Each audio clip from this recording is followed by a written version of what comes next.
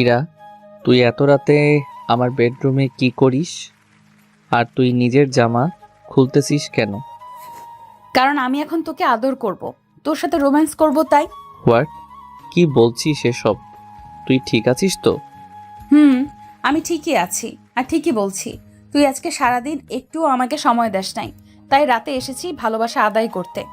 তোকে কি হাজারটা পাগল কুত্তা মিলে একসাথে কামড়িয়েছে যে এত রাতে তুই ঘুম ছেড়ে রুমে আমার ভালোবাসা নিতে আসছিস? ভূতনি কোথাকার! এক্ষুনি আমার রুম থেকে যা বলছি, নয়তো কেউ আমাদের এভাবে অন্ধকার রুমে দেখলে বুঝবি তখন কি হবে। কি? তুই আমাকে আবার ভূতনি ডাকলি? খবরদার আমাকে ওসব ভূতের নামে ডাকবি না, না হলে কিন্তু তোর এমন জায়গায় লাথি মারবো না যে সারা জীবনেও তখন আর আব্বু ডাক শুনতে পারবি না। ছি ছি, নাউজুবিল্লাহ! এসব কি বলছিস তুই? খুব বড় ডাইনি, খুব কথা শিখেছিস তাই না? দাঁড়া, আমি কালই চাচ্চু চাচ্চিকে সব বলবো তোকে বিয়ে দিয়ে অতি শীঘ্রই শ্বশুরবাড়ি পাঠিয়ে দিতে। তাহলে তোর অত্যাচার থেকে আমি তখন একটু রেহাই পাবো। ওকে মিস্টার আবির, বলে দিও, সমস্যা নাই, বিয়ে তো তোমার সাথেই হবে। বলে একটা জাদুর ঝাপটি দিয়ে আবিরের বুকের উপর লাফ দিয়ে শুয়ে পড়লাম। আউ! ওরে মারে আব্বুরে! আমার বুকের হাড্ডি গুড্ডিগুলো মনে হয় সব গেল রে। কি হয়েছে, সামান্য এইটুকুতেই চিৎকার করছো? আমি কি খুব বেশি ভারী নাকি যে তোমার বুকের উপর একটু ঝাঁপি দিয়ে পড়তেই তুমি কাগজের ফটোকপি হয়ে গেলা? তা নয় তো কি!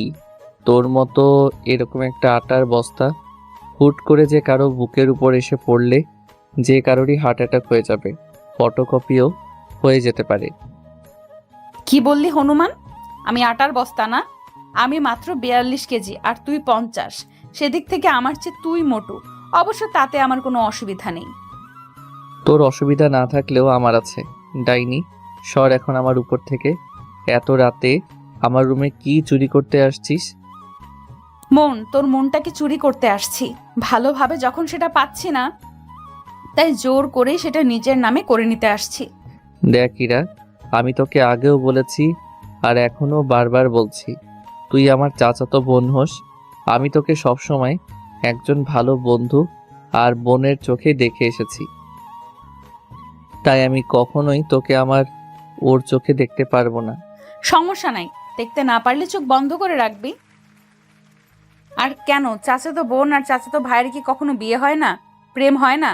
আমি তো ছোটবেলা থেকেই তোকে ভালোবাসি আর বরাবরই তোকে আমার বরের চোখে দেখে আসছি। আমার বিয়ে হলে তোর সাথেই হবে। বললেই হলো নাকি? ইম্পসিবল।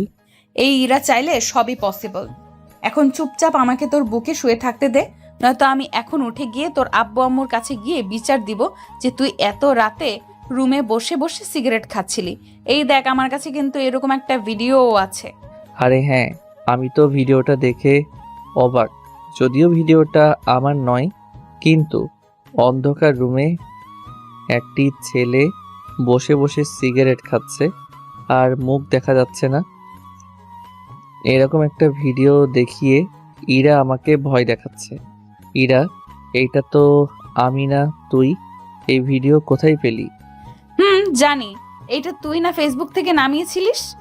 ভিডিওটা আমি চাচু চাচ্চিকে এটা দেখিয়ে বিশ্বাস করাবো যে এটা তুই। দেখ বোন, কসম লাগে এরকম দুষ্টুমি করিস না। দেখি ফোনটা আমার হাতে দে। কি, আবার বোন বললি?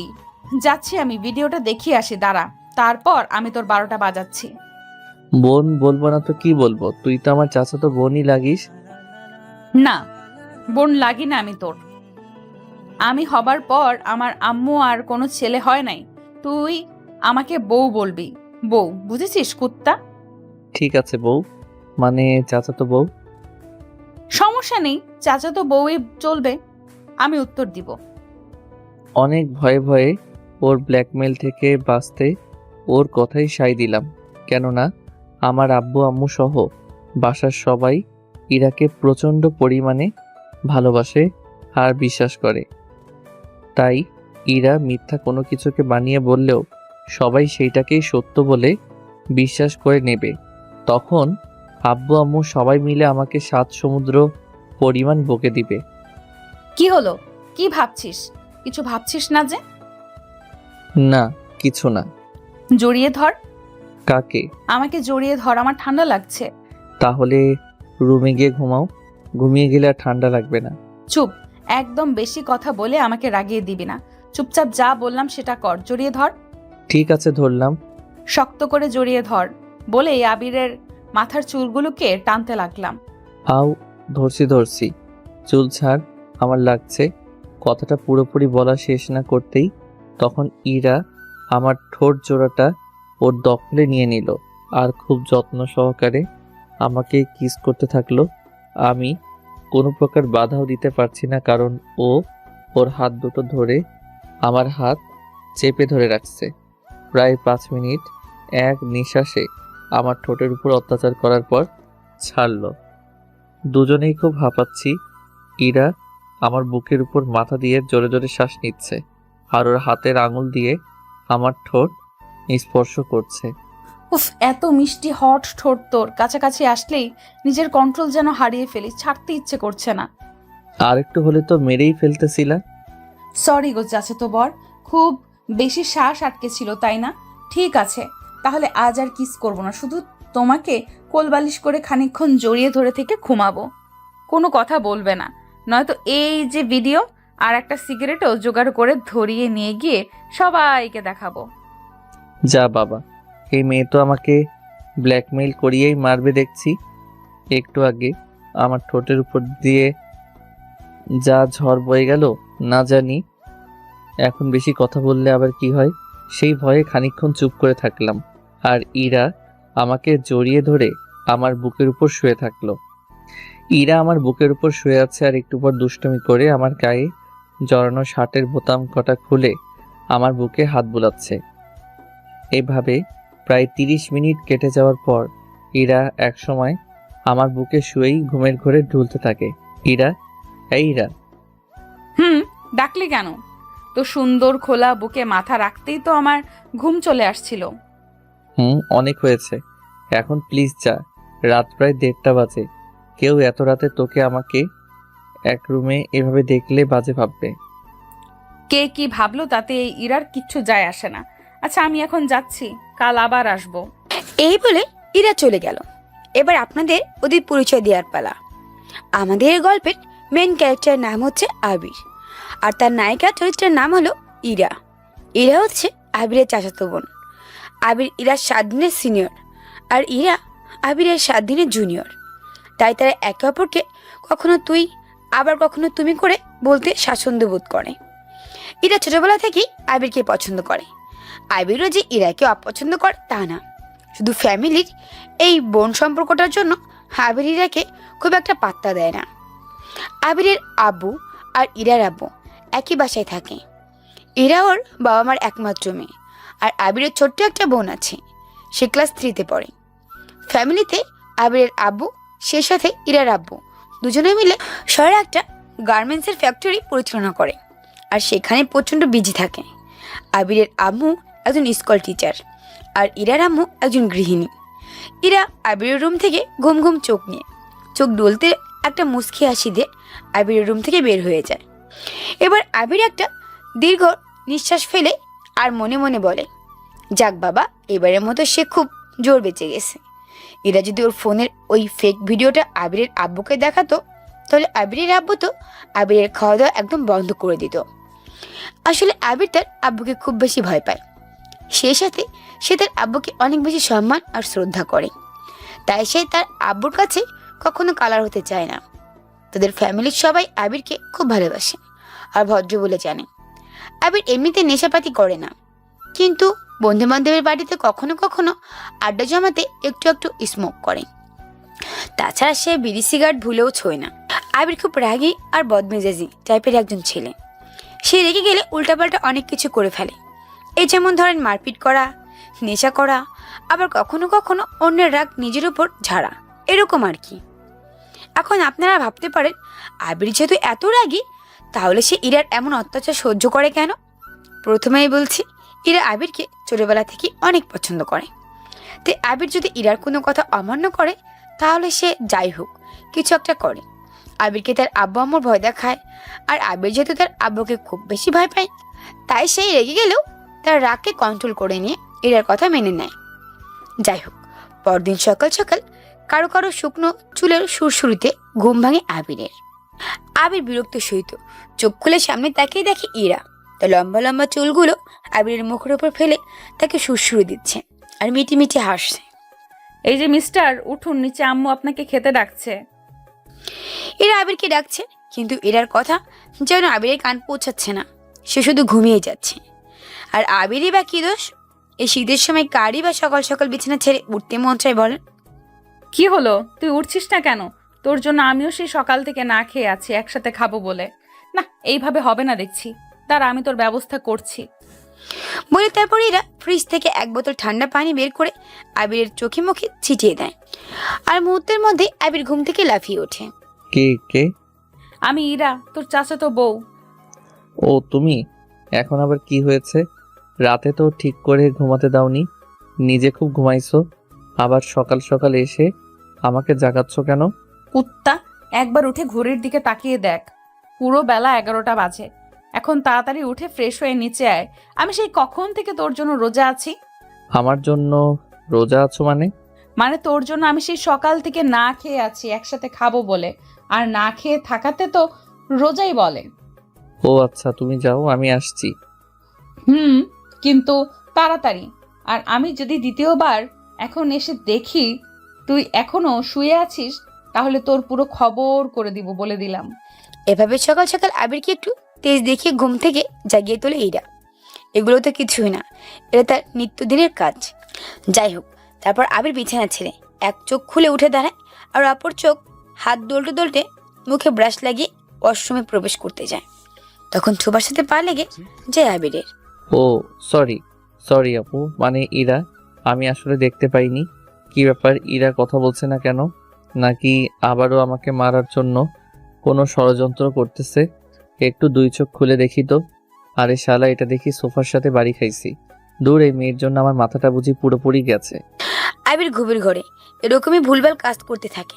একটি বসে ফ্রেশ হয়ে চেঞ্জ করে নিজের ফোনটাকে চার্জে লাগিয়ে ঠোঁটে শীষ বাজাতে নিচে খাবার ঘরে চলে যায়।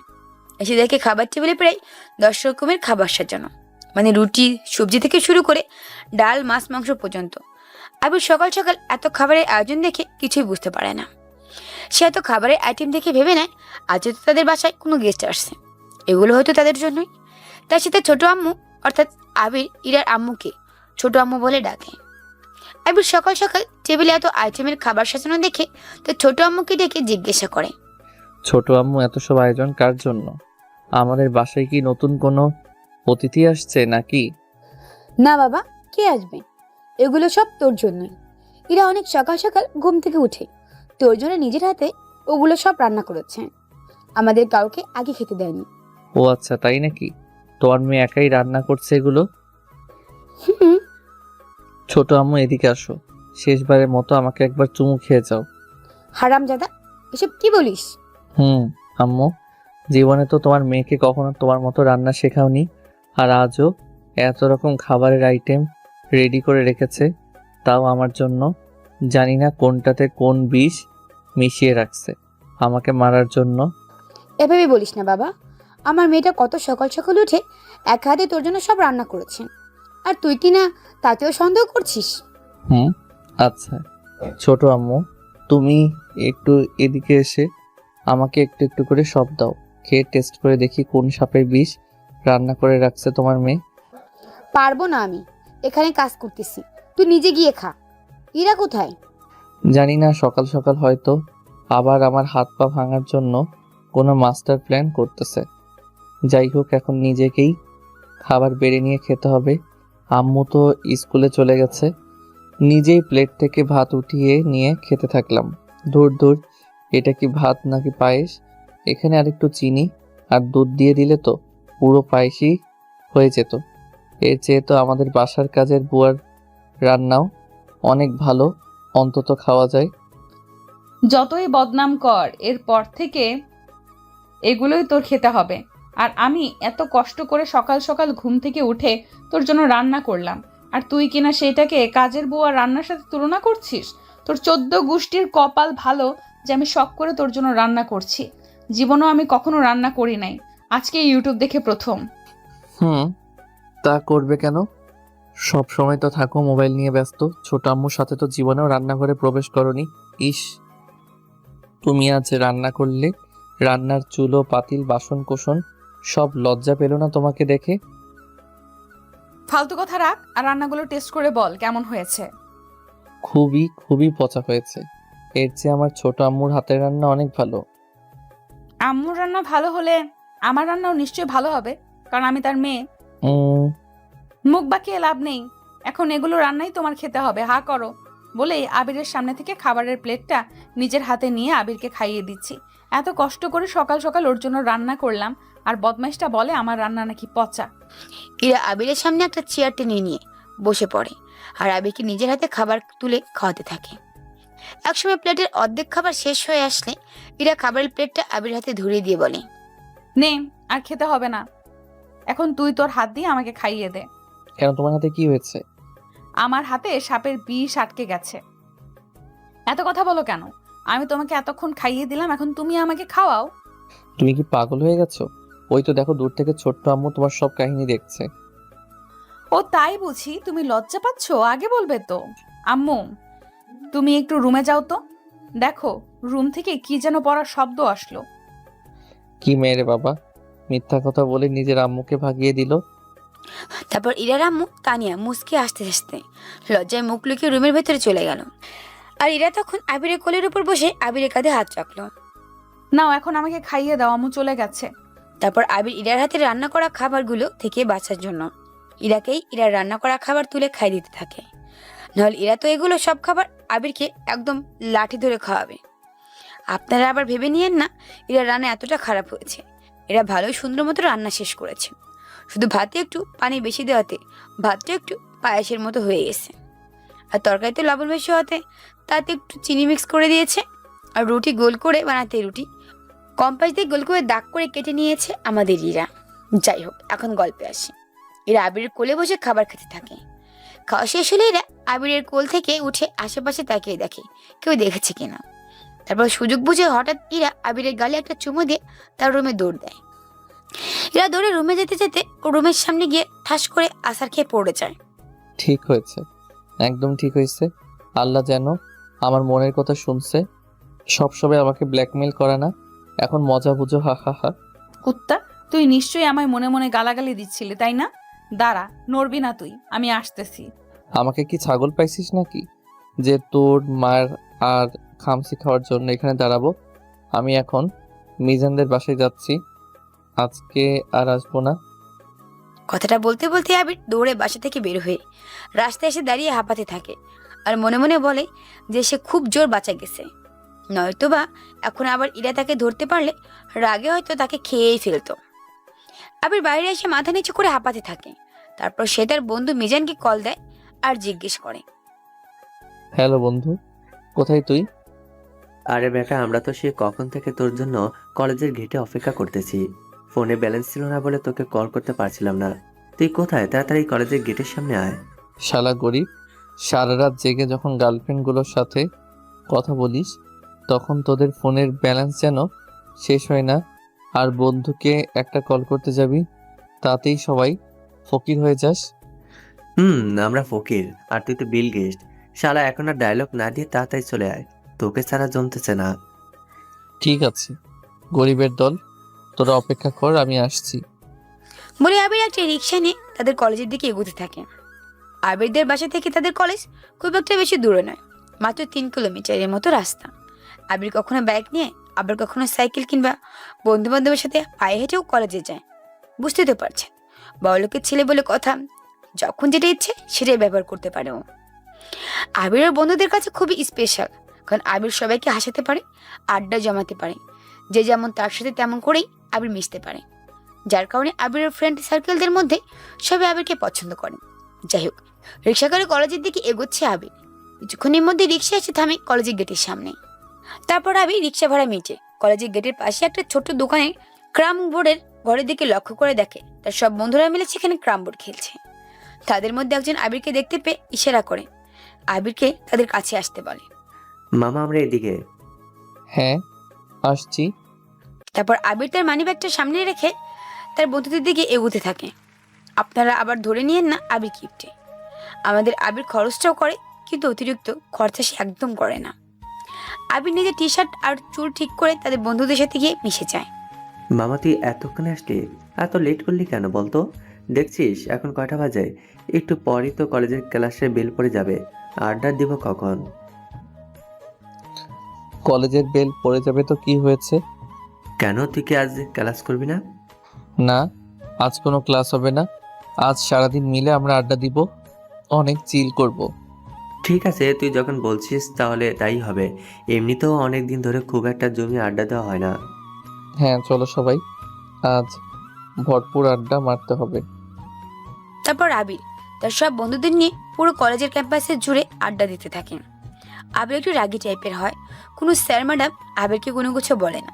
আবির সবাইকে নিয়ে সেদিন সারাদিন অনেক আড্ডা মাস্তি করে এরপর দুপুরে তাদের নিজ থেকে ট্রিটও দেয়। তাই সবাই সেদিন অনেক মজা করে। দুপুর থেকে রাত 9টা অবধি তারা একসাথে লেকের পাড়ে আড্ডা দেয়।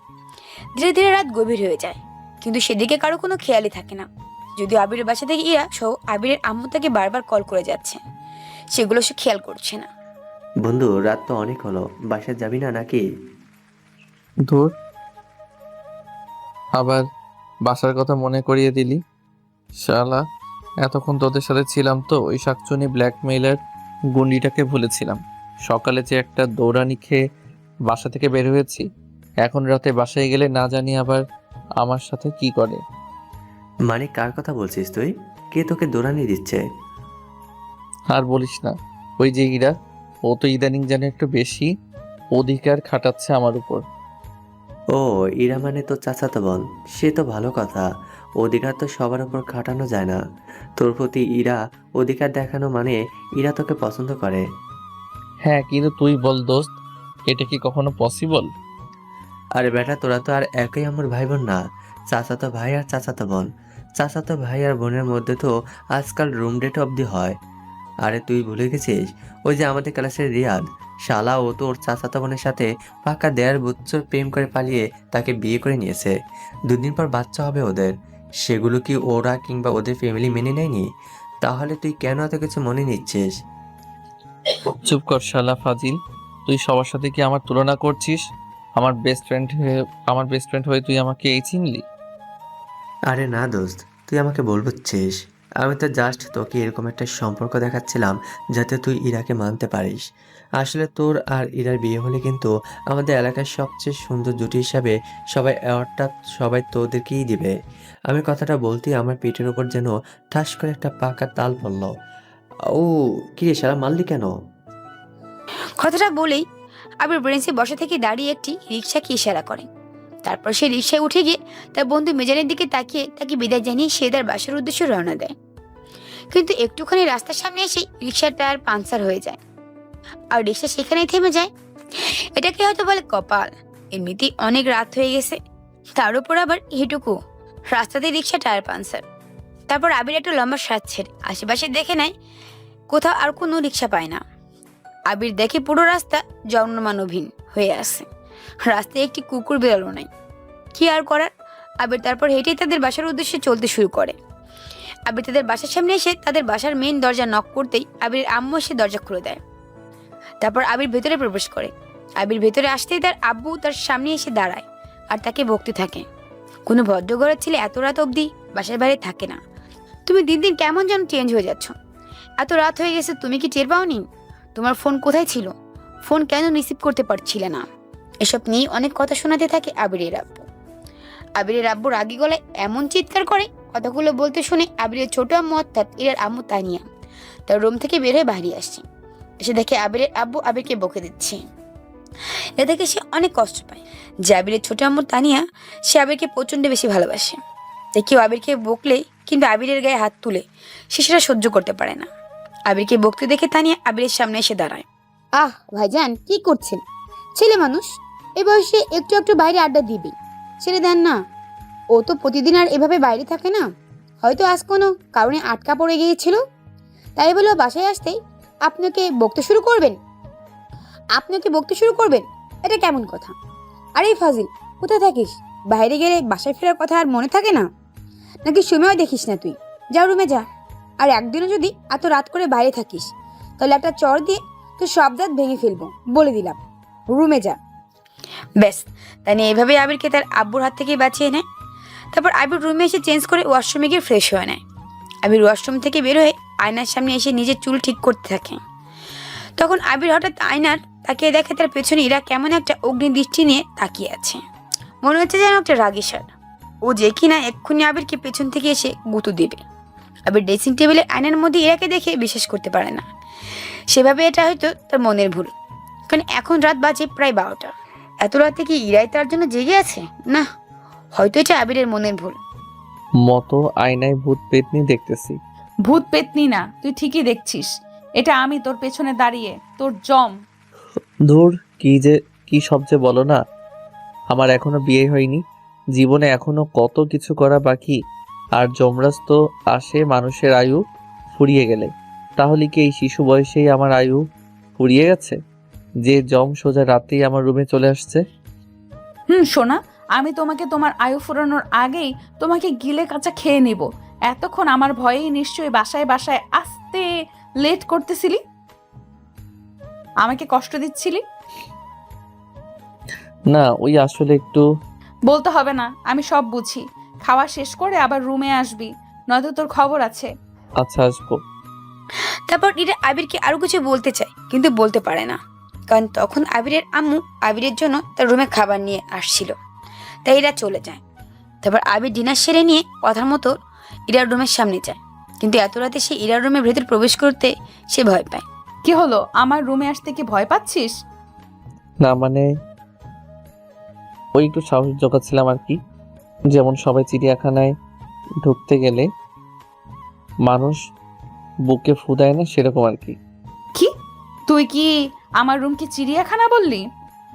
না না, আমি তো তোমার রুমের সৌন্দর্যের বর্ণনা দিচ্ছিলাম বলেই ইরা রুমের ভিতরে প্রবেশ করলাম।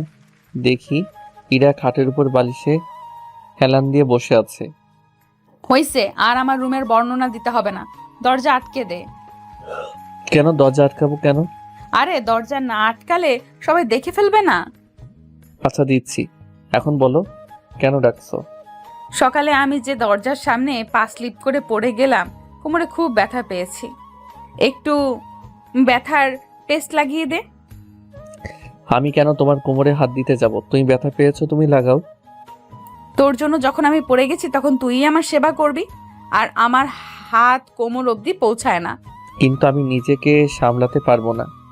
সামলাতে না পারলে তাতে চেপে থাকবি। না, আমি পারবো না। আমি কিন্তু তোর জন্য সারপ্রাইজ রেখেছি। এই দেখ, পুরো 1 প্যাকেট অরেঞ্জ ফ্লেভারের সিগারেট। এগুলো সব তোর। আমি জানি তুই মাঝে মাঝে এগুলো খাস। এই রে, রাতে ঘুমানোর আগে মাঝে মধ্যে 2-1টা করে লুকিয়ে রুমে সিগারেট ধরাতাম। সেগুলো কি ইরা আবার কখনো দেখে ফেলেছে নাকি? তুই কিভাবে জানলি আমি এই ফ্লেভারের সিগারেট মাঝে মধ্যে খাই? আমি একদিন সকালে তোর রুমে তোকে ডাকতে গিয়ে এই সিগারেটের খোসা পড়ে থাকতে দেখেছি। আর তোকে তো আমি হাড়ে হাড়ে চিনি, তাই বুঝতে আর বাকি ছিল না আমার। সিগারেট আমি এমনিতে খাই না, কিন্তু কখনো কখনো রাতে ঘুম না আসলে এই অরেঞ্জ ফ্লেভারের সিগারেটটা আমার ঘুম এনে দেয়। কয়েকদিন হলো এই ফ্লেভারটা আমি দোকানে পাইনি। কি জানি ইরা কোথায় থেকে ম্যানেজ করেছে। সিগারেটের প্যাকেটটার মায়ায় পড়ে আমি ইরার কথাটা মেনে নিলাম। ইরা বিছানায় বসে আছে আর আমি পাশ থেকে পেইন গেস্ট অর্থাৎ ব্যথার মলমটা হাতে নিয়ে আলতো করে আঙুলে ভরিয়ে নিয়ে ইরার নরম কোমরে লাগিয়ে দিলাম।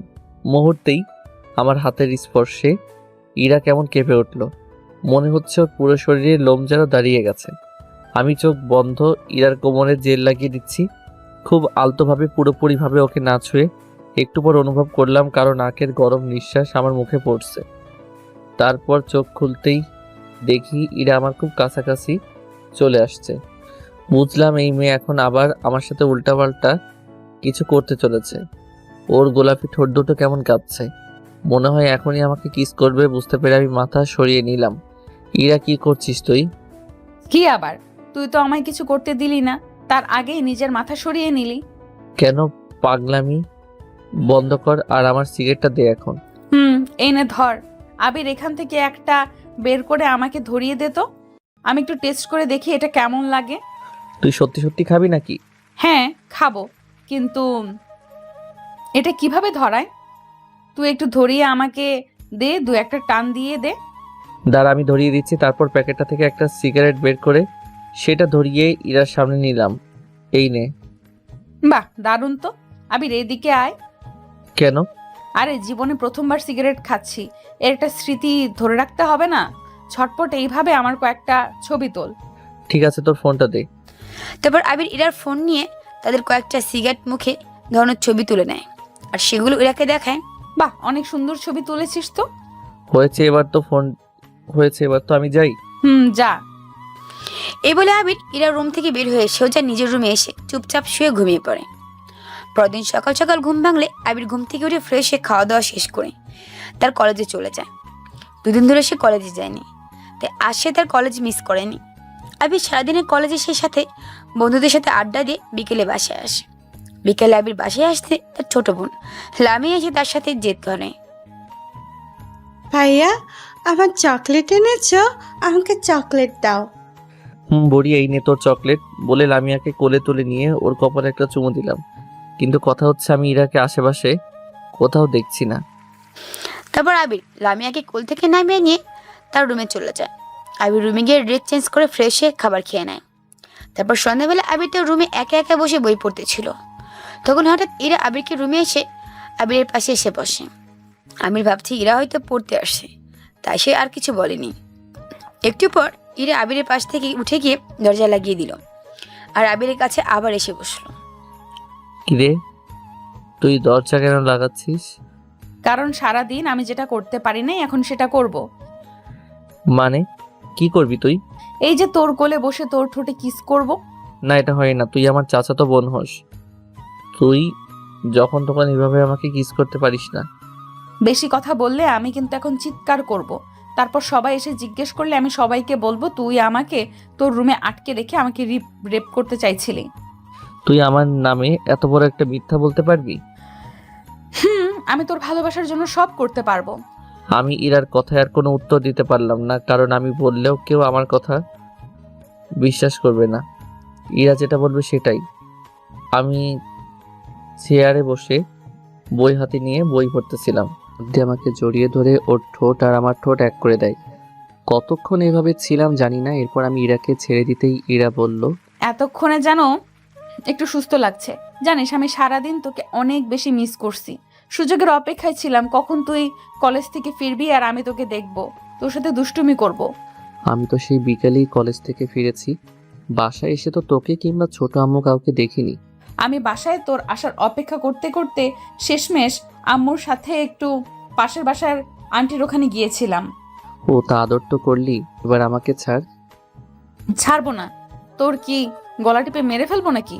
শোন, আমার হবু শাশুড়ি মানে তোর আম্মুর কাছ থেকে শুনলাম কাল আমাদের বাসায় নাকি গ্রাম থেকে তোর কোন এক বোন আসবে। বোন কে আসবে? সেসব আমি জানি না, আমি শুধু আম্মুর কাছ থেকে যেটুকু শুনলাম সেটাই তোকে বলছি। যেই আসুক তুই কিন্তু একদম কালকে সারাদিন বাসায় থাকবি না। তাহলে কোথায় যাব? আমাকে নিয়ে ঘুরতে যাবি। যদি না নিয়ে যাই?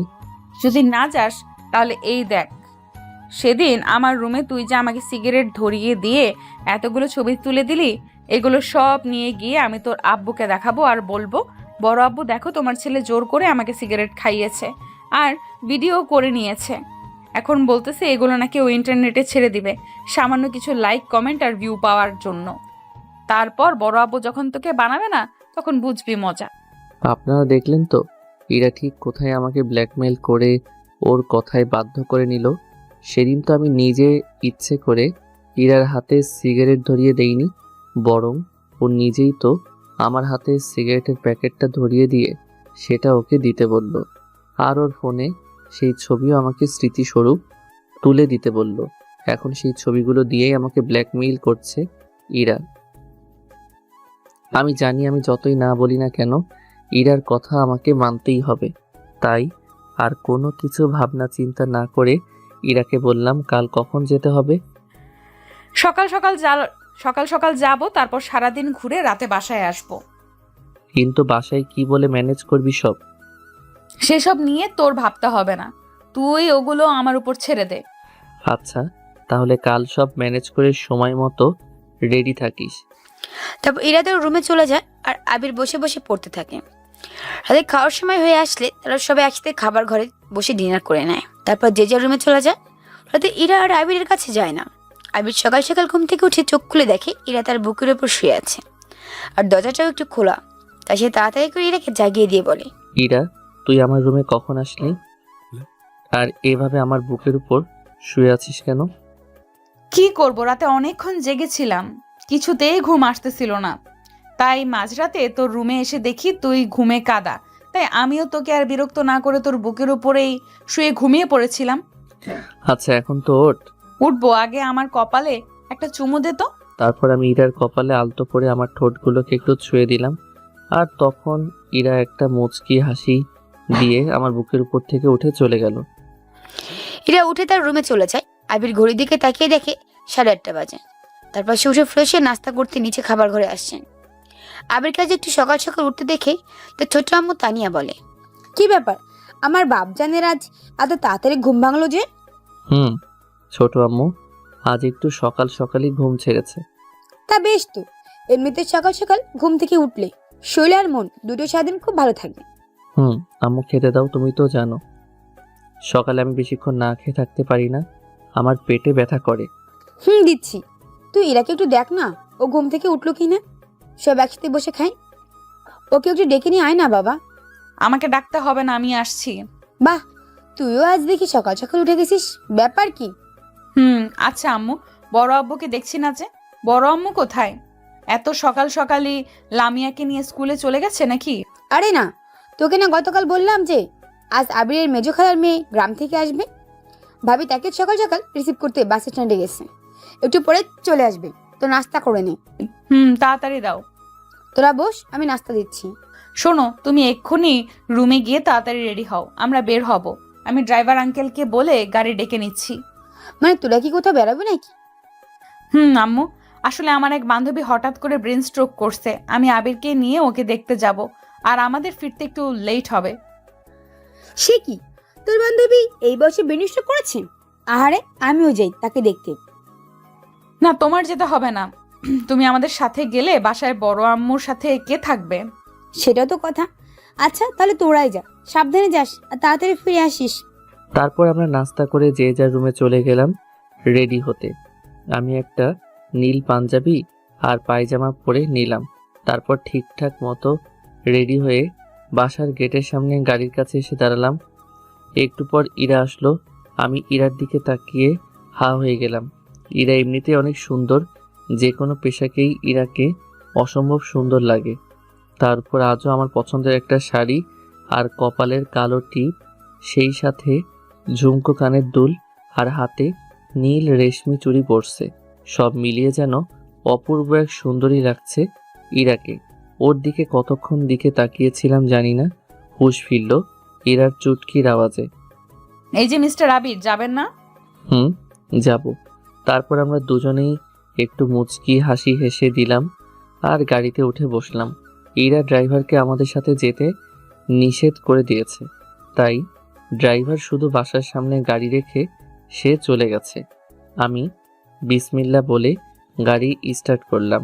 ড্রাইভ করছি আর একটু পরপর ইরাকে দেখছি। কিছুক্ষণ পর ইরাকে নিয়ে চলে আসলাম একটা পার্কে। আবির ইরাকে নিয়ে চলে আসে একটা পার্কে। তারপর তারা সেখানে তাদের গাড়িটাকে পার্ক করে দুজনে ভেতরে প্রবেশ করে আর পার্কটাকে ঘুরে ঘুরে দেখতে থাকে। আবির আর ইরা দুজনের হাত ধরে পাশাপাশি হাঁটছে আর গল্প করছে। একটু সামনে এগোতে ইরা দেখে সেখানে একজন ফুচকাওয়ালা মামা ফুচকা বিক্রি করছে আর ফুচকা ইরার খুব পছন্দের। তাই তারা সেখান থেকে 2 প্লেট ফুচকা নিয়ে দুজনে খেতে থাকে। তারপর তারা আর একটু সামনে এগোতে একটা ছেলেকে বাদাম বিক্রি করতে দেখে। তারা সেখান থেকে 200 গ্রাম বাদাম কিনে নেয়। এরপর তারা একটা ব্রেঞ্চের উপর গিয়ে বসে।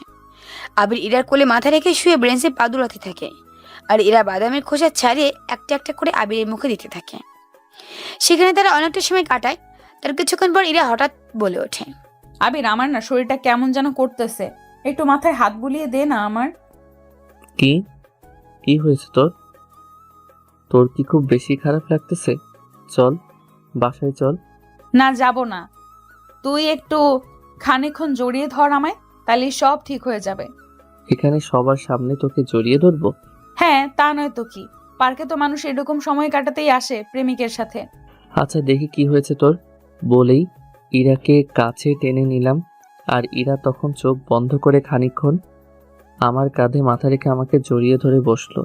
আবির, তুই আর এই নীল পাঞ্জাবিটা কখনোই পরবি না। কেন? কারণ এটা পরলে তোকে খুব বাজে দেখায়। বলি আবিরকে আবারও শক্ত করে জড়িয়ে ধরলাম। আমার বরটার দিকে কতগুলো মেয়ে তাকিয়ে আছে তার কোনো হিসাব নেই। আজ শুধু একবার বাসায় যেয়ে নেই, তারপরে এই পাঞ্জাবিকে আমি একদম গায়েব করে দিব, মনে মনে বললাম। তারপর আবির আর ইরা মিলে আরো কিছুক্ষণ পার্কে অবস্থান করে। এরপর সন্ধ্যা আসতেই তারা সেখান থেকে ফিরে বাসায় চলে আসে। বাসায় এসে গাড়ি থেকে নেমে ইরা আবিরের হাত ধরে খুশি খুশি মুখ নিয়ে বাসার ভিতর প্রবেশ করলো। তারপর ওরা যে যার রুমে চলে গেল। যাওয়ার সময় ইরা আবিরকে আবারও চোখ বড় বড় করে ইশারা করলো। আবির যেন তার খালাতো বোন শিরিনের সাথে বেশি না মেশে। আবির আর ইরা দুজনেই তাদের রুমে গিয়ে ফ্রেশ হয়ে নেয়। তারপর রাতে সবাই একসাথে খাবার খেতে বসে। উপস্থিত আবির, ইরা, সেই সাথে আবিরের গ্রাম থেকে আসা খালাতো বোন শিরিন এবং আবিরের আম্মু সহ ইরার আম্মু। খেতে খেতে শিরিন বলল, ভাইয়া কেমন আছো তুমি? বাসায় এসে তো একবারও তোমাকে দেখলাম না, কোথায় ছিলে গো ভাইয়া? ওই আসলে আম্মু বলল ইরাকে নিয়ে একটু শপিংয়ে যেতে। ও কি যেন সব কিনবে, তাই ওকে নিয়ে একটু বের হয়েছিলাম। তাছাড়া আমি তো জানি না যে তুমি আসবে।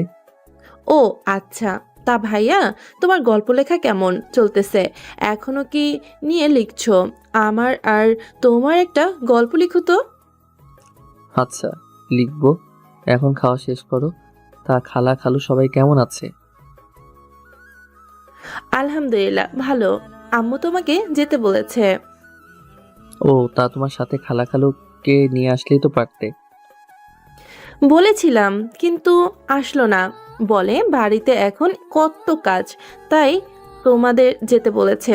আমি তোমাদের আমার সাথে নিয়ে যাব। তারপর তারা নিজেদের মধ্যে আর একটু কথাবার্তা বলতে থাকে আর ডিনার শেষ করে যে যার রুমে চলে যায়। আবির তার রুমে গিয়ে লাইট অফ করে শুয়ে পড়ে। কিন্তু কথা হচ্ছে ইরা এখনো আবিরের কাছে আসেনি। এমনটা তো কখনো হয় না। আবির চোখ বন্ধ করে শুয়ে শুয়ে কানে ইয়ারফোন লাগিয়ে তার পছন্দের মিউজিক শুনতেছিল। তখন হঠাৎ অন্ধকারে কেউ তার রুমে আসে আর তার বুকের উপর উঠে বসে। অন্ধকারে বুঝতে না পেরে আবির একটু ভয় পেয়ে পেতনি ভেবে চিৎকার করে ওঠে। আম্মু আব্বু কোথায়? তোমরা আমাকে বাঁচাও, দেখো আমাকে পেতনি উঠিয়ে নিয়ে যেতে এসেছে। তখন ইরা ওর হাত দিয়ে আমার মুখ চেপে ধরে আর বলে, কুত্তা, আমি পেতনি না, ইরা তোর বউ। আমি তো এখনো বিয়েই করিনি, তাহলে তুই নিজেকে আমার বউ বলে দাবি করিস কেন? তুই না করলি, আমি তো তোকে মনে মনে বিয়ে করে নিয়েছি। আর ভবিষ্যতেও আমি তুই ছাড়া অন্য কারোর বউ তো হব না। দরকার হলে মরে যাব, তবু অন্য কারোর জন্য বউ সাজবো না। চুপ, এসব কি বলছিস? যত সব আজাইরা কথা। ঠিকই বলছি। এখন এত রাতে আমার রুমে কেন আসছিস? তোর না শিরিনের সাথে ঘুমানোর কথা? ও তোকে খুঁজবে না? খুঁজুক, আমি এখন তোকে সাইজ করতে আসছি। কুত্তা বিলাই, তুই তখন শিরিনকে মিথ্যা বললি কেন? কখন মিথ্যা বললাম? তুই কি শিরিনের সাথে চান্স নিবি বলে ব্যাপারটা এড়িয়ে গেলি? কুত্তা গরু, বলেই আবিরের বুকে কিল খুশি মারতে থাকলাম। না একদমই না, আমি তো তোকেই ভালোবাসি। আর ভালোবাসা কখনো দুজনের মধ্যে ছাড়া অন্য কাউকে জানানো ঠিক না, তাই তখন বলিনি। ন্যাকামি দেখলে গা যেন চলে যায়। ওই মেয়ে তোকে তখন কি বলতেছিল রে? তোর আর ওকে নিয়ে গল্প লিখতে, তাই না? হারামজাদা, লেখাচ্ছি তোর আর ওর গল্প, বলেই আবিরের চুলগুলো টেনে নিয়ে ঝাঁকাতে লাগলাম। এরা ছাড় আমাকে, এমনিতেই আমার মাথার চুল সব উঠে যাচ্ছে।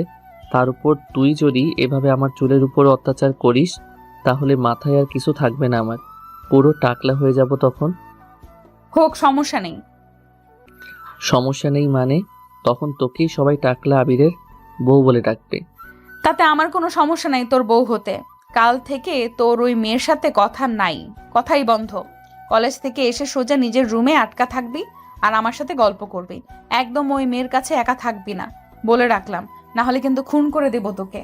ও তো আমার বোন, তাহলে ওকে নিয়েও তোরা তো জেলাস কিসের? আমার জেলাস হবেই, কারণ আমি মেয়েদেরকে খুব ভালোভাবেই চিনি। বলা তো যায় না এই মেয়ের মনে কি চলতেছে। যদি হুট করে তোকে আবারও তোর কলেজের ওই মেয়ের মতো প্রপোজ করে বসে, তখন? সেরকম কিছু হবে না। তুই সবাইকে কি এক মনে করিস পাগলি? আমি বলছি মানে তুই ওই মেয়ের সাথে কথা বলবি না, না হলে কিন্তু আমি সুইসাইড করব আর তোর নামে চিঠি লিখে যাব। এভাবেই প্রায় এক সপ্তাহ কেটে যেতে থাকে। এই এক সপ্তাহে শিরিন আবিরদের বাসায় থাকে। আবির সবসময় শিরিনকে এড়িয়ে চলতে চায়, কিন্তু পারে না, কারণ শিরিনও আগে থেকে একটু একটু করে আবিরকে পছন্দ করে। আর আবিরকে তার মনের কথা বলতে শিরিন এবার একা তাদের বাসায় আসছে। শিরিন আবিরের ফেসবুক লেখা গল্পগুলো খুব পছন্দ করে, আর গল্প পড়ে শিরিন আবিরের ফ্যান হয়ে যায়, তাকে ভালোবাসতে শুরু করে। এক সপ্তাহ ভেবেই কাটে। এই এক সপ্তাহে শিরিন শুধু আবিরকে তার মনের কথা বলবে বলবে ভেবে সুযোগ খুঁজতে থাকে, কিন্তু সে তেমন সুযোগ পায় না, কেননা সে আসার আগেই তো ইরা আবিরকে সাবধান করে দিছে তার সাথে না মিশতে, বেশি কথা না বলতে, একা তার সামনে না যেতে। আবির সারাদিন কলেজ শেষ করে বাসায় আসলো। ইরা আবিরের সাথে সাথে থাকে আর তাকে খুব চোখে চোখে রাখে। খাওয়ার সময় সব বই পড়ায়, এমনকি রাতে ঘুমানোর আগে অব্দি ইরা আবিরকে চোখে চোখে রাখে, কারণ ইরাও এই কদিনে শিরিনের ভাবমূর্তি বুঝে গেছে। আর ওদিকে শিরিন ভাবে ইরা যেহেতু আবিরের চাচাতো বোন আর সবসময় তারা বন্ধুর মতো একসাথে থাকে, তো ইরাকে দিয়ে সে তার মনের কথা আবিরকে বলাবে। একদিন বিকেলে আবির কলেজ শেষ করে বাসায় আসার পর ওয়াশরুমে গোসল করতে যায়, আর ইরা তখন আবিরের রুমে আবিরের বিছানায় বসে বসে ফোন ইউজ করতেছিল। তখন শিরিন ইনার কাছে আসে আর বলে, আপু তুমি এখানে? আমি তোমাকে সে কখন থেকে খুঁজতেছি। কেন, তোর কিছু লাগবে নাকি? আপু। কি সাহায্য? আমি নিজেই তো ফকিরনি, তাহলে তোমাকে কি সাহায্য করব? আরে আপু, ওই সাহায্য না। তাহলে? আরে বলো না, এত লজ্জা পাচ্ছ কেন? আপু, আপনি কি রিলেশন করেন? হ্যাঁ, যদি বলি তাহলে এই মেয়ের মনের কথা বুঝতে পারবো না, তাই ও কি বলতে চায় সেটা শোনার জন্য বললাম। না, আমার কোনো রিলেশন নাই। আসলে দেখতে খারাপ তো, তাই কোনো ছেলে আমাকে পছন্দ করে না। কি বলছেন আপু? আপনি দেখতে খারাপ? এর চেয়ে হাস্যকর আর কোনো কথা পৃথিবীতে আছে নাকি? আপু, আপনি চাইলে আমি আপনাকে ভালো একটা বয়ফ্রেন্ড খুঁজে দিতে পারি। না, আমার কোনো বয়ফ্রেন্ড লাগবে না, thank you. By the way, তোমার কি যেন সাহায্য লাগবে? আচ্ছা আপু, আবির ভাইয়াও কি তাহলে সিঙ্গেল? না, ওর তো গার্লফ্রেন্ড আছে। কি? আপনি সত্যি বলতেছেন? হুম। তাহলে তো তোমার ড্রিম পুরো হয়ে গেল। আচ্ছা, আপনি আবিরের সেই গার্লফ্রেন্ডকে চিনেন? সে কি আমার চেয়েও সুন্দরী আপু? জানি না, কিন্তু তুমি এভাবে বলতেছো কেন? আপু, আপনি জানেন আমি গত 2 বছর ধরে আবির ভাইকে একতরফা ভালোবাসে আসছি, কিন্তু কখনো সাহস হয়নি ওকে নিজের মনের কথা বলার। ভয় হয় যদি আবার আব্বু আম্মুকে গিয়ে বলে দেয়, কিন্তু আবার তাকে হারানোরও ভয় হয় যদি আমার আগেই অন্য কেউ এসে যদি আবিরকে ভালোবেসে ফেলে, তখন আমার মনের কথাটা তো মনেই রয়ে যাবে। তাই আপু, আপনার সাথে তো আবিরের বেশ ভালোই একটা বন্ধুত্বপূর্ণ সম্পর্ক। আপনি কি প্লিজ আমাকে একটু এই বিষয়ে হেল্প করবেন আপু? কথাটা শুনেই আমার পুরো শরীরে যেন 1000 ভোল্টের কারেন্ট বয়ে গেল। তার মানে আমার যেটা সন্দেহ ছিল সেটাই, এই মেয়ে আবিরকে আমার থেকে কেড়ে নিতে আসছে। কি করব, রাগে আমার পুরো শরীর কাঁপতেছে। কি হলো আপু, কিছু বলেন না। এর মধ্যে আবির ওয়াশরুম থেকে গোসল করে বের হয়ে আসলো। একটু দাঁড়াও বলে আমি বিছানা থেকে উঠে গিয়ে আবিরের হাত ধরে শিরিনের সামনে এনে আবিরকে কিস করে দিলাম। শিরিন, তুমি নিশ্চয়ই এবার তোমার উত্তর পেয়ে গেছো। আশা করতেছি ভবিষ্যতে আর কখনোই আবিরের দিকে চোখ দিবে না। সরি আপু, আমি আসলে জানতাম না যে তোমরা।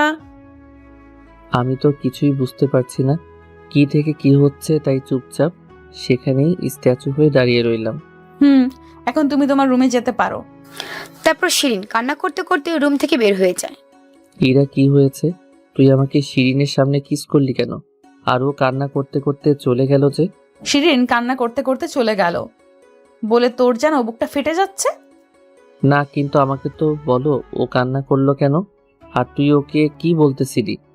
তোকে এত সব জানতে হবে না, ছাদে চল। তারপর ইরা আমার হাত ধরে টানতে টানতে আমাকে বাসার ছাদে নিয়ে গেল, আর ছাদের দরজাটা বন্ধ করে দিল যাতে আমি আর ইরা ছাড়া ছাদে কেউ না আসতে পারে। আবির, তুই কি আমাকে ভালোবাসিস? তোকে ভালোবাসবো না তো কাকে ভালোবাসবো পাগলি? বিয়ে করবি আমায়? বিয়ে? এই মুহূর্তে মানে কাউকে কিছু না জানিয়ে? তুই যদি সত্যি সত্যি ভালোবাসিস আমাকে, তাহলে এই মুহূর্তে এক্ষুনি আমাকে বিয়ে কর। পরে যা হবে সেসব আমি দেখে নিব। দেখ ইরা, মাথা গরম করিস না। চল আমরা কোথা থেকে ঘুরে আসি, ফুচকা খেয়ে আসি চল। আমি তোকে হ্যাঁ বা না বলতে বলছি। আজ তুই ডিসিশন নিবি, সেটার উপরেই আমার জীবন নির্ভর করবে। তুই যদি আমাকে আজ বিয়ে না করিস, তাহলে আমি এক্ষুনি এই ছাদ থেকে লাফ দিব। আর তুই যদি আমাকে বাধা দিতে আসিস, তাহলে এই যে আমার হাতে এই ছুরিটা, এটা সোজা আমার নিজের পেটে ঢুকিয়ে দিব। কথাগুলো বলতেছে আর কান্না করতে করতে 2-1 পা করে পিছনে পিছাচ্ছে ইরা। আমি তো কিছুই বুঝতে পারতেছি না, হঠাৎ এর আবার কি হলো। ইরা যেমন রকম জেদি মেয়ে, বলা যায় না, হয়তোবা মাথা গরম করে নিজের কোনো একটা ক্ষতি করে ফেলতেও ও একবার ভাববে না। তখন আমি আব্বু আম্মু চাচ্চু আর ছোট আম্মুর কাছে কি জবাব দিব, তাই খুব বেশি ভাবনা চিন্তা না করে ইরার চোখের দিকে তাকিয়ে বললাম, আচ্ছা যা, আমি তোকে বিয়ে করব। এখন এই ছুরিটা আমার হাতে দে। না, বিয়ের খাতায় সাইন করা না অবধি এটা আমার কোমরে থাকবে। তুই চল আমার সাথে এক্ষুনি। আমরা কোথায় যাব? সোজা কাজী অফিসে। আর হ্যাঁ, নিচে বাসার কাউকে কিচ্ছু জানাবি না, না হলে কিন্তু আমি কি করব তা তুই বুঝতেই পারছিস। আচ্ছা তুই তাহলে দাঁড়া, আমি একটু রুমে গিয়ে টাকা পয়সা সব বের করে নিয়ে আসছি। তুই কি আমাকে বেকুব পাইছিস? তুই এই চান্সে বাসা থেকে পালাবি, তাই না? তোর কোনো টাকা পয়সা লাগবে না, আর আমরা বিয়ে করে বাইরে কোথাও পালাবো না, এই বাসাতেই ফেরত আসবো। তারপর ইরা আবিরকে আর কিছু বলার সুযোগ না দিয়ে আবিরের হাত থেকে আবিরের ফোনটা কেড়ে নিল, যাতে সে কাউকে আর কিছু না জানাতে পারে। এরা আবিরকে ফোনটা কেড়ে নিয়ে আবিরের হাত ধরে সোজা ছাদ থেকে নেমে তার রুমে এনে আসে। তারপর আবিরকে তার বিছানায় বসিয়ে রেখে এরা বোরকা পরে রেডি হয়ে নেয়। তারপর আবিরকে নিয়ে চুপচাপ বাসা থেকে বের হয়ে আসে ইরা। সে কাউকে কিছু বুঝতে দেয় না। আমাকে ইমোশনাল করে তো বিয়ে করে নিচ্ছিস, বিয়ের পর আমাকে আবার মারবি না তো? না, তখন আমি তোর জন্য গুন্ডি থেকে একদম ভালো হয়ে যাব, লক্ষ্মী বউ হয়ে যাব, তোর সব কথা শুনবো আর সব সময় তোকে আদর করব। ব্ল্যাকমেইল করবি না? আমাকে না ভালোবাসলে, আমার কথা না শুনলে ব্ল্যাকমেল তো করবই। এর থেকে তোর কোনো নিস্তার নেই। ইরা আর আমি দুজন পাশাপাশি রিকশায় বসে কাজী অফিসে যাচ্ছি। আমার কত শখ আহ্লাদ ছিল যে মার্ক 5 অথবা BMW এ করে বিয়ে করতে যাব, আর সেখানে কি না আমার কপালে 3 চাক্কার রিকশায় উড়ে উড়ে বিয়ে করতে যাচ্ছি, তাও আবার কাউকে কিছু না জানিয়ে। রিকশা চলতেছে, একটু পর রিকশা এসে একটা দোতলা বিল্ডিং এর সামনে দাঁড়ায়। কি হলো? কাজী অফিসের কথা বলে আমাকে এই কোথায় নিয়ে আসলি? ভেতরে চল, ভেতরে গেলেই বুঝতে পারবি। এটা আমার ক্লাসমেট রিয়ার বাসা। আমি ওকে ফোন করে সব বলছি, এখানেই আমাদের বিয়ে হবে। তাড়াতাড়ি চল, ভেতরে সবাই আমাদের জন্য অপেক্ষা করতেছে। তারপর আবির আর ইরা রিক্সা থেকে নেমে সে বাসার ভেতর প্রবেশ করে। তারা বাসার ভেতর প্রবেশ করতে ইরা কয়েকজন বান্ধবী এসে আবির আর ইরার গলায় ফুলের মালা পরিয়ে দেয়। তারপর তাদেরকে একটা রুমে নিয়ে যায়। সেখানে কাজী সাহেব আগে থেকে উপস্থিত ছিল। ধীরে ধীরে কাজী সাহেব ওদের বিয়ের সব ব্যবস্থা শুরু করে দিল। তারপর কবুল বলার আগ মুহূর্ত আবিরকে যখন কবুল বলতে বলা হলো, তখন আবির ইরার দিকে তাকিয়ে কিছুক্ষণ ভাবনার চিন্তা শেষ করে শেষমেশ কবুল বলে দিল। আর ইরাকে কবুল বলতে বলার সাথে সাথে ইরা আবিরকে তার স্বামী হিসাবে কবুল করে নিল। তারপর আর কি, এভাবে চোখের পলকে হয়ে গেল দুজনের স্বামী স্ত্রী। তারপর ইরা উপস্থিত সবার জন্য বাইরে থেকে খাবার অর্ডার করে নিল। তারপর সবাইকে ভরপুর খাইয়ে ওরা সবার কাছ থেকে দোয়া নিয়ে সেখান থেকে চলে আসলো। আবির আর ইরা ওরা দুজন বাসায় এসে কাউকে কিছু বুঝতে দেয় না, চুপচাপ যে যার রুমে চলে যায়। তারপর রাতের খাবার সময় হয়ে আসলেই সবাই যখন তাদেরকে খেতে দেখে, তখন ইরা লজ্জায় আবিরের সামনে যায় না। তারপর আবির একাই রাতে ডিনার সেরে নিয়ে তার রুমে গিয়ে লাইট অফ করে শুয়ে পড়ে। আজ একটু বেশি মানসিক চাপ নিতে হচ্ছে তাকে। লাইফের সবচেয়ে বড় ডিসিশন হচ্ছে বিয়ে। সেটাই সে আজ তার মা বাবা, তার পরিবার কাউকে না জেনে সেটা করে নিল। জানি না ভবিষ্যতে তাদের এই সম্পর্কটাকে তাদের পরিবার মেনে নেবে কিনা। এগুলো শুষে ভাবতে থাকে আবির। আর ভাবতে ভাবতে ক্লান্ত শরীর নিয়ে ঘুমিয়ে পড়ে। তারপর আস্তে আস্তে বাসার সবাই ঘুমিয়ে পড়লে এরা চুপে চুপে আবিরের রুমে আসে। আবিরকে ঘুমিয়ে থাকতে দেখে। সে আবিরের পাশে শুয়ে পড়ে আর আবিরের চোখে মুখে ফু দিয়ে আবিরকে জাগিয়ে দেয়। এই যে মিস্টার বর, ওঠো, আজ না আমাদের বাসর রাত। ইরা আমাকে ডাকতেছে কিন্তু আমি শুনতেছি না। কেন না? আমি তো ঘুমাচ্ছি। তারপর ইরা রেগে গিয়ে আমার নাক চেপে ধরলো। তারপর আমি মুখ দিয়ে শ্বাস নিচ্ছিলাম। একটু পর ইরা নাক ছেড়ে আমার মুখ চেপে ধরলো। তারপর আবার আমি নাক দিয়ে শ্বাস নিচ্ছিলাম। এভাবেই শ্বাস অদল বদল করতে করতে ইরা একসময় বুঝে গেল যে আমি জেগে গেছি। তারপর ও আমার নাক আর মুখ দুটোই চেপে ধরছে। হয়েছে, আর অভিনয় করতে হবে না, আমি জানি তুই জেগে গেছিস। এখন চোখ খোল। তুই এখন আমার রুমে কেন? আর আমার নাক মুখ চেপে ধরছিলি কেন? মেরে ফেলবি নাকি? তোর মতো আনরোম্যান্টিক বরকে মেরেই ফেলা উচিত। আজ তোর আর আমার বাসর রাত, কোথায় একটু দুজনে মিলে ভালো রোম্যান্স করব তা না। রোম্যান্স আর করতে হবে না। তুই যে ব্ল্যাকমেইল করে আমাকে বিয়ে করছিস, তাতে কেউ আমাদের বিয়ের সম্পর্কের কথা জানে না। সুতরাং এই অবস্থায় কেউ যদি ভুলেও তোকে আমার সাথে এত রাতে এক বিছানায় দেখে, তাহলে কি হবে বুঝতে পারতেছিস? কি আর হবে, আমাদের আবার বিয়ে দিবে। তার আগে তোর আর আমার শরীরে 100টা তেলাপোকা ছেড়ে দিবে। শোন লক্ষ্মী বউ আমার, তুই এখন আমার রুম থেকে বের হ। পরে যখন সবাইকে আমাদের সম্পর্কটার কথা জানাবো, যখন সবাই আমাদেরকে মেনে নিবে, তখন আমরা বাসর ঘর করব। কি? বিয়ে করছি আজকে আর বাসর রাত করবো না? এটা হতে পারে না। আমি আজকে তোকে আদর করব। আর এটা এখন আমার স্বামীর রুম, এখানে যথেষ্ট অধিকার আছে আমার। দেখ লক্ষ্মীটি, বোঝার চেষ্টা কর। আমি লক্ষ্মীটি না, আমি পেঁচা হইছি।